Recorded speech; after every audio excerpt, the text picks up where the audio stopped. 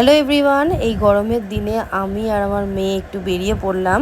তোমরা দেখো আমরা কোথায় চলে এসেছি। আমরা গঙ্গার ধারে চলে এসেছি দুজনে মিলে হাওয়া খেতে।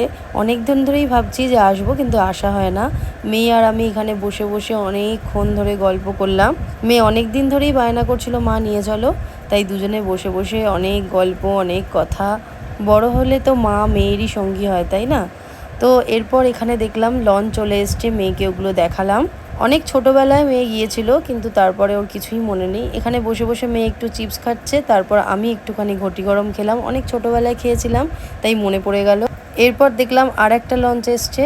তো রাত অনেক হয়ে গেছে, বেশিক্ষণ আর থাকবো না বলে আমরা চলে আসলাম। মেয়ে এখানে মোমো খাওয়ার জন্য বায়না করছিল বলে মেয়ের জন্য মোমো কিনলাম, আর আমাদের জন্য নিয়ে নিলাম 2 রকমের কাবাব। তো গুটি গুটি পায়ে আমরা বাড়ির দিকে এবার চলে এসেছি। তো ভিডিওটা ছিল আজকে এই পর্যন্ত। ভালো লাগলে like, comment, share and subscribe. Thanks for watching. Bye by.